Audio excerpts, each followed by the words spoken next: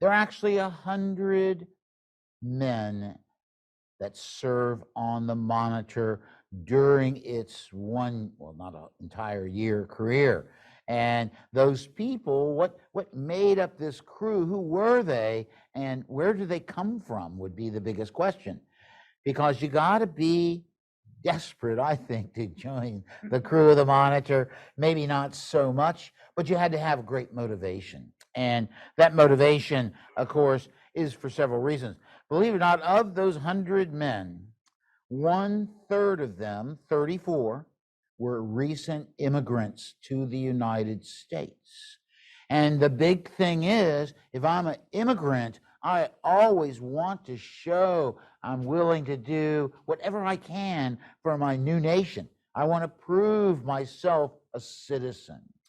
Especially one group of people that serve on the Monitor.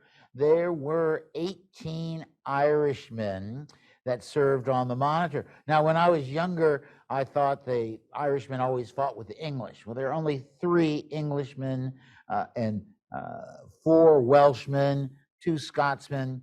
So the Irish just fighting amongst themselves, I think, pretty much all the time, and especially on liberty. But why are these immigrants coming, and why are they willing to actually step foot on this vessel? Well, there's a great conflicts in Europe at this time. Number one, 18 Irishmen have come because of the potato famine. And the potato famine, also known as the Blight, also known as the Great Hunger. They believe 1 million people died in Ireland during that, and 1 to 2 million people emigrated. Okay, so this is a great transposition of population. And when you get to America, and you see, the people that had to leave Ireland were the really tenant farmers and people that got dispossessed by the larger landowners because, well, we don't need to grow potatoes, we need sheep and things like that to pasture. So these people are really dispossessed in many ways. And so where do they have to go? Well, generally it is Canada and America. And it's amazing, they really pick certain areas where they want to go. And basically, there was a panic in 1847, financial panic, which caused the landowners to worry about the value of their produce and their products. And so, because the potato was really to feed the Irishmen, all those peas and wheat that was also grown there, they exported it. So it was persecution, it was prejudice, it was I don't care attitude. You know, I'm only after my own pocketbook. That would be the English Protestant landowners, the gentry, my friends. And so you have no real choice. They tore down tenements, or not tenements, but cottages, so that these people had nowhere to go. There were some landowners that actually paid for entire villages that were on their property to go to America because they thought there was better ways to make money. And so I have to tell you, this was very different because the Irish suffered from great prejudice. Prejudice primarily because of their religion, right? And so most of these Irish that come, even though Ireland has a large Protestant population back then, most of them are coming who are actually Catholic. And we'll learn a little more about that. But who were these Irishmen? I got to tell you, they are crazy people. And there's one known as Thomas Carroll I. He's 5'1", right? He's called very robust. Then there's another one called Thomas Carroll II, and he was not so robust. And so some became quite famous, serving on the Monitor, or became outstanding seamen. Of course, the commander of the Monitor is going to be John Worden. He is from New York. He is related to the Graham family, so he has certain insights into Navy and so forth, and that's what prompts him to join.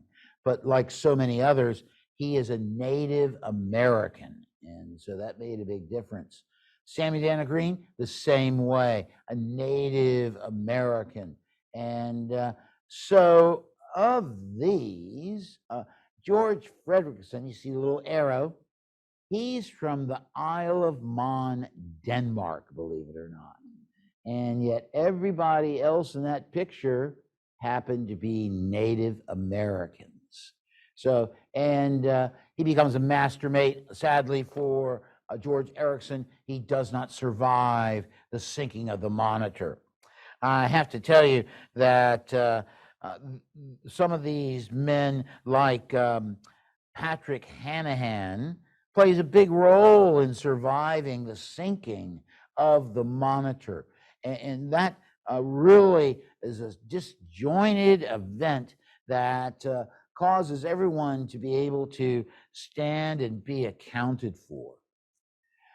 This is another view. They changed where they were sitting all the time, but nevertheless, you can see George Frederickson has moved up here. There's Sammy Dana Green. And so this is Mark Sundstrom, whose parents were immigrants from Baltimore. And this is the first time he's been on a ship, you know, and he doesn't join the crew until November of 1862. So his first real experience at sea is when the ship sinks. And so I don't know if I would have resigned after that, but you can see he actually had studied engineering. This guy is one of my favorite person. He happens to be John Driscoll. And Driscoll is an individual who basically, find that page, he's basically an individual that pays attention to everything around him. Now, he can't spell very well. He's from Ireland, and there they are.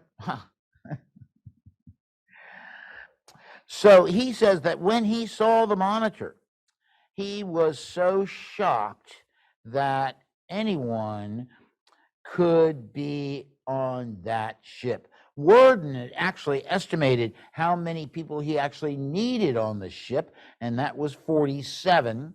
And he has 15 men and a quarter gunner for the 2 guns, 11 men for the powder division, 1 for the wheel, and that he left 12 men to be available for the engineering department and to fill in with the guns.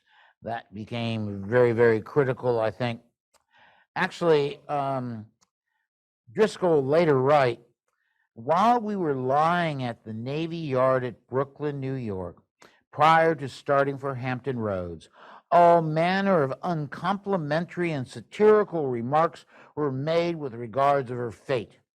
When she got to sea, one declared, the first heavy sea to a washer decks would swamp her, for how could any mass of iron float that got underwater? And that's always a big question kids ask, well, how does iron float? And that's a pretty simple answer. You know, you can make concrete ships, but it's all about Archimedes, you know, principles of displacement. So anyway, another old sea dog who followed the sea all his life remarked that if she got into a fight with any ordinary ship, the ship would run over her with ease, or if boarded by a strong party, they would wedge the turret, work its gun in some cramped quarters. On one occasion, the old seaman said to this writer, that's John Driscoll once again, in a very solemn and a prophetic tone, that thing you're going in will never stay up long enough to get out of sight of Sandy Hook. You fellers, that's how they spelled it. You fellers certainly have got a lot of nerve or want to commit suicide or one or the other. So, going on the Monitor is a volunteer effort.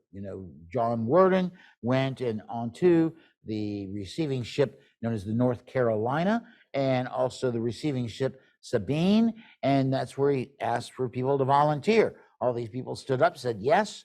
They go on the boat. Some of them desert right away. It is really pretty amazing. So what else is going to prompt these people to want to come to America? And the biggest thing, especially for the German, Danish, Austrian, are going to be, or is going to be, the Revolution of 1848. This is the beginning of the Industrial Revolution, and everyone got tired of having, absolute monarchs, things like that. Their economic world is not very good, primarily because of the Panic of 1847, and so they want to get out. One of my favorite crew members, here it is, excuse me, one of my favorite crew members is going to be this guy. And this guy is Wilhelm Durst. Now, Wilhelm Durst is a Jew from Austria. And, there's very few Jews in the U.S. Navy during this time, but there are several in the Confederate Navy. And I noticed that one, Leon Blum, is actually going to escape a pogrom in 1859. So actually Russia and some of the Central Europe states had open prejudice against Jews. He's going to play a great role. Actually, these guys, when they served, they thought, oh, this is the greatest thing in the world, right? I'm on the Monitor, especially after fighting the Virginia. In fact, there are all sorts of people who said, I was on the Monitor. Well, they weren't. They were on another ship of a Monitor type. Wilhelm Durst will come up with some great lies. We have some of them here in the museum. I think one of my favorite is that when Worden was wounded at the height of the battle on March 9th, that Durst caught Worden as he fell out of the pilot house and personally carried him down to his cabin with a ghastly look on his face. And there's about 18 others that say the same thing. And so I think Durst actually was telling the truth, because Worden corresponded with him after the war. But if you go and notice how tight the Monitor is, there could not have been all those people carrying Worden. But Worden becomes this great hero. Well, Wilhelm Durst, he goes on liberty, and he drinks too much, and he ends up deserting. And then he drinks too much on another day, and he gets pressed into service in another ship. And I'll tell this story in greater detail, but he has a WD on his forearm, Wilhelm Durst. Well, he wakes up one morning on board the United States receiving ship North Carolina, and he says, where am I? And, they said, well, you're now in the Navy. He said, well, I was already in the Navy. Well, you're in the Navy now for sure, right? And your new name, by the way, if you don't remember, is Walter David. And so he goes through all sorts of problems. But, he's not there when the Monitor sinks. And yet when you read his story about his service on the Monitor, he starts about the sinking. He says, the battle was nothing. It was surviving the ship at sea when she sank. I was there helping people get into lifeboats and everything. Well, he didn't do that because he was not there. He was on another ironclad, and we'll talk more about him soon enough. But Wilhelm Durst, all these guys, they called themselves the Monitor Boys, and they did so because they actually will write a letter to Worden, and they want him back as officer. Well, I have to tell you that the U.S. Navy has other plans for Worden, but they write this letter, and it says, we miss you so much. Our gouty captain is mean to us, and we prefer serving under you. Signed affectionately, the Monitor Boys. And so he's one of those people who signed that letter. So this is actually the nephew of Worden, a man known as Daniel Toffee. And I think Toffee is picked because Worden wants someone he really knows, and that's his nephew. And so all of a sudden he gets placed in the Navy. Never been on a ship before, right? Other maybe a ferry in New York. And he actually will serve with distinction. His problem these are random people all brought in to a unique event. That's service on the Monitor. This man will actually be charged with running back up into the turret from the pilot house, giving orders of where to aim and fire the guns. Well, he's a landsman. He doesn't know what the meaning of starboard is. And so you can well imagine that's a huge problem. And yet it's said with envy by William Keeler that he had to take messages up to Washington. And when he was at the Willard Hotel, no one would let him buy any food, pay for his hotel. They gave him everything he wanted to drink. I don't know how much he took, but so in other words, to be a Monitor Boy was something to be very proud of. And when you think of these immigrants, that meant I am an American. And that was the whole idea that I think really spurred so many people to enlist and even be willing to serve on a ship like the Monitor. There's Patrick Hanahan. He's an Irishman. He actually claims to have carried Worden to his cabin. He's a big guy, so I don't think he could have fit. But this George Geer, of course, writes letters to his wife that really give us all these insights into what life was like on board the ship. And I have to say that they suffered greatly on the ship. Now, the layout of the Monitor, some of you all know, there's the turret, then forward is the officers' quarters. Under the turret was the berth deck. That's where the enlisted men slung their hammocks. Now, just remember, the turret has a graded roof. So whenever it rained, guess what it can rain down on? You guys, And so that became extremely uncomfortable for many, many people. But I just want to point out that the temperatures on this ship were horrific. We know how terrible it's been this summer throughout America. Well, I have to tell you, on June 16, 1862, they record these temperatures. In the galley, 164 degrees.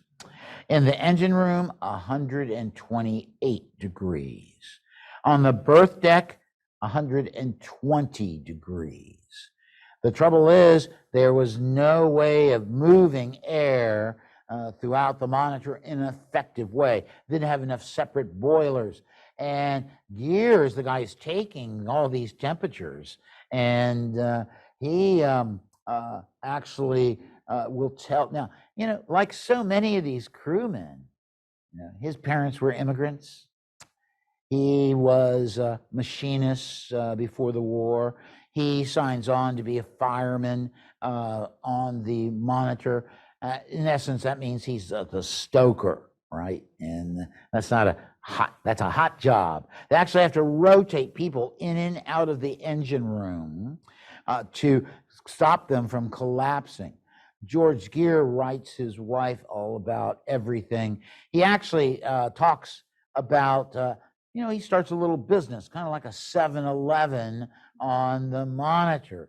He'd sell threads, he'd sell pins, he'd sell knickknacks. He actually, because he had access to the fire room, built this little iron box with holes in it against the boiler.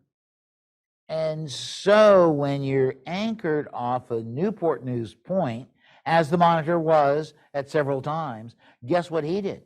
He raked for oysters and then steamed them and sold them to the other guys. Now, the other guys are standing in the same place where you can go get the oysters, but George Geer was very industrious.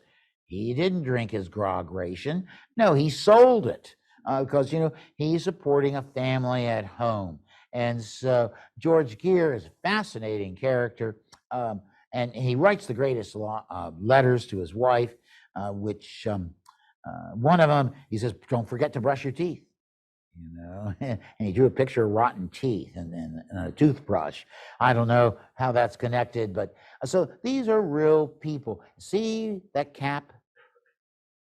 This was an open sesame to every one of these crew members wherever they went, because after all, the Monitor was considered the little ship that saved the nation. And as a result of that, everyone is amazed. Wow, there he is. I want to get you a drink. I want to do this. I want to do that. And so Geer writes all about it, how lucky he is, how proud he is, how he actually gains officer status while he's serving in the U.S. Navy during the war. And from being a machinist to become a third assistant engineer was a huge advancement for this gentleman, the guy who sold more oysters than, I just can't understand. Now, I think one big question, of course, this is Francis Butz. He is actually from Rhode Island. He joins the 1st Rhode Island Heavy Artillery, and then he will join the U.S. Navy. He's at the Washington Navy Yard, right, on the ship known as the USS Indian Chief, which is a receiving ship. And they said, do you want to serve on the Monitor? He's already heard all about the Monitor. So he says yes.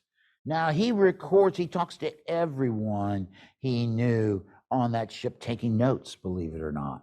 And, because he wants to be the official historian of the Monitor. Frank Butz comes up with some of the wildest stories, however, that we have proved that can't be true. I think my favorite one he came up with is that when the ship is sinking, he seems to be everywhere. He's helping Captain Bankhead get people in the lifeboat. He's up in the turret with the bucket brigade. Then No More Buckets comes up. Then, however, there in the turret is a cat, right? The ship's cat. The cat is wailing and howling, and so Frank Butz can't take it anymore, and so he grabs the cat and puts him down the barrel of one of the guns and closes the tampion on it. Now, I have to tell you, he writes, I could still hear the cat moan, right? So I don't know where he took that story from, Edgar Allan Poe or what have you. And also, just think what his arm would have been like picking up a cat in a storm and sticking him down the cannon. And archaeology couldn't find a cat. I had named him Lieutenant Whiskers with the hope we'd find him, but we didn't. And but anyway, these guys have these people have all these remembrances of their service on the Monitor that become key for us understanding the conditions in which they lived. Now, I think this is, of course, taken in July 1862 off of Harrison's Landing. They just look hot, don't they? And this is one of the telltale pictures that help us express who actually was on the Monitor. And in this case, there is a man known as Hewlett Carter, right? And he is not the first contraband to serve on the Monitor, but the first one we know his name, because actually William Keeler, the acting assistant paymaster, had a servant he called My Contraband. Never says his name. But the Navy at this time was open to enlistment. It always had been open to enlistment for African Americans. So when we go through the crew list, it becomes it's a little difficult to say he is actually African American, because sometimes when they write a description, you have to have a description on your enlistment papers that you don't know for sure. That's just like Edward Cann. He had brown eyes, black hair, dark complexion. He is lost at sea. He's a first-class boy, which is an indicator that he's probably of African descent. Hewlett Carter, who we're talking about right there, is actually enslaved by a man known as Hill Carter. And Hill Carter was not... had warned all of his enslaved people that don't you dare go on those Yankee ships, because they'll take you out to sea and throw you overboard to the sharks. Well, when Carter approaches the Monitor at night, he's stolen a skiff, and he's rowing up, and all of a sudden they have a battle rattle, they ring the alarm, everyone is poking guns at poor Carter. Carter says, don't shoot me, and he becomes number 53. The crew all had different numbers, trying to keep them straight. Now, interesting story about Carter is actually, as soon as the war is over, he drops his last name of Carter and goes with his preferred name, Hewlett. He'll have 13 children after the war. He's one of the few African Americans that actually survive the sinking of the Monitor. So, however, he dies. He's actually a carpenter on Shirley Plantation. So he has the skill. He actually becomes a carpenter down in Hampton, then goes up to Philadelphia. Well, Carter will die after having 13 children. His wife goes to get a pension, and they said, there's no Hewlett on the Monitor. So she has to go to all these different crew members, and they all write letters attesting to Carter's service, what a great seaman he was, so forth. Now, I have to say that they really don't describe him very well. We just know where he comes from, means he was formerly enslaved. Now there's Robert Cook, who was a first-class boy. He enlisted in Hampton Roads, and he is more than likely a contraband. In other words, there was the huge contraband of war decision done in 1861 in May on Fort Monroe. There are all these contrabands. They want to prove their service. In fact, Captain Gershon Jacques Henry Van Brunt had a whole gun crew of contrabands, and he says they served so well and so excellently that you knew they were not just fighting to win the war, but they were fighting to prove their fellows Africans freedom. Right, so that's a big motivator. We're pretty sure Robert Cook is, because he enlists at Hampton Roads. Another man, African-American, is Robert H. Howard. Now, in this description, this is where they start saying, well, he's got black hair, brown eyes, but he has a Negro complexion. So you can check him saying, yes, he's one. See, there's a big argument, not so much argument that worldwide, about how many African Americans were actually on the monitor. And so Robert Howard, because of his description, of course he is. There's another one known as William Jeffrey. He is an officer's steward, so sometimes you can tell by the jobs. However, in William Jeffrey's part, he was listed as a mulatto. That's all they describe him as. And Daniel Moore, who becomes a friend with George Geer. And so George Geer actually writes about his friend Daniel Moore. And we know from his enlistment papers that his parents had been enslaved.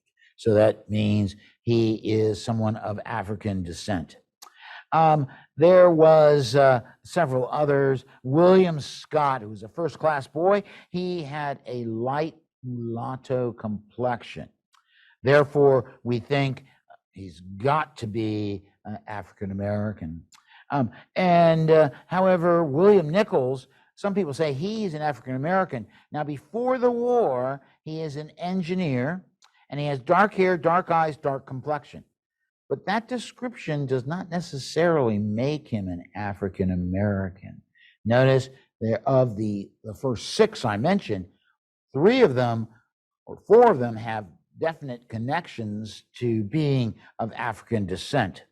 And you have to realize that there also a man known as Edmund Brown, dark hairs, black hair, and dark complexion. However, there's ordinary seaman William Gray, who's on the CSS Virginia. He's described as having dark complexion, dark eyes. There are no African Americans on that ship. So that's where the confusion can come in. Who are these people? And we sometimes don't have enough documentation to prove one way or another. Now, I have to say that the monitor boys, let's see. As I told you, there are 18 from Ireland. Wow. Or actually, there are 19 of Irish descent. One was already here in America. But he's Thomas Carroll, one. So you have one from Canada, believe it or not, and he convinces Jacob Nicholas to join the Monitor's crew. Now, Jacob Nicholas writes home to his parents all the time, and he actually talks about going by Hatteras to their next duty station. And he says, the old salts say we should worry about it, but I think we'll be just fine. And he's one of the men that actually were lost at sea that day. And the bodies that were discovered, now buried at Arlington, he could be one of them. We can't be positive. You can just look at the hot conditions. See, what happened is George Geer writes his wife, you won't believe this, but we had a fire in the galley right next to the powder room. Powder room meaning where all the gunpowder is located. And he writes, some people can't believe that an iron ship can catch on fire. Well, everything inside was wood paneling and so forth. So it was a big fear. Also shows how poorly this ship was laid out. I would not put a galley next to, where I'm storing ammunition. I don't know about you all, but that's just me. So basically, we see that each one of these people, some just disappear. When you're researching individuals, the way to find out about these individuals is, number one, that I want to find their enlistment papers. Number two, I want to see their pay records. Number three, I want to see their pension records or their wives' pension records. Now, these things generally exist, but they don't all exist. John Driscoll, right? He kind of disappears, and then all of a sudden he ends up at the what then known as the Soldiers' Home here in Hampton, today's Veteran Administration. And so you go through, you look up obituaries, you try to find, I mean, there was one guy, William Holloman, who actually moved to Iowa and had a fistula, an extra hole in his nose, right? And so he'd go into the classroom and he'd sit there and tell them all about the battle while he's smoking a cigarette, right? And then he says, oh, and then when Worden was wounded, I was there. Actually, a piece of shrapnel hit me in the nose. Right there, he'd take a drag off his cigarette, hold his nose, and poof out the smoke. I bet the students went, oh my God, you know. But he wasn't there. You know, that's one of the greatest things. Yeah, you track them down, and it's in the newspaper. When I was trying to figure out some of these people, oh my gosh, you know, he was actually a real person and made up this lie that he thought would work very, very well, but it didn't. Overall, the crew of the Monitor, they talk about fights. They talk about all the tattoos. George Gere especially says there's snakes on legs, there are crosses. You know, there are all these different things. Of course, Wilhelm Durst has the biggest one, WD. What do they prove? I mean, what do these Monitor boys mean to us today? Especially those who are immigrants. They prove this desire of how much they want to prove they're an American citizen, which is critical. Number two is that this is their big chance to prove service. Some of them are able to rise to ranks of officers. Some of them disappear. We never hear about them because a lot of them deserted and they kind of disappear from the records. There are a lot of people with aliases. William Wentz actually had an alias of John Stocking. And why do you have an alias? Well, because you listed with an alias, and if you didn't like the captain, right, you know, he's mean, cruel, you just deserted and then picked on another name, and so that you couldn't be tracked, or so you thought you couldn't be tracked. Perhaps that's why Wilhelm Durst becomes Walter David. Okay, so anyway, that's kind of an overview of the crew of the Monitor, who they were, what they were. I can go into detail about any one of these individuals. They all are very similar, that they are part of the new America that they're helping to create. They're helping to create it because they're involved with the beginnings of the Industrial Revolution here in the United States. They are part of creating a new style Navy, steamships, monitors, turrets, all those things unseen before, and yet they were willing to go on board despite the ridicule and prove the Monitor a success. Thank you all very much.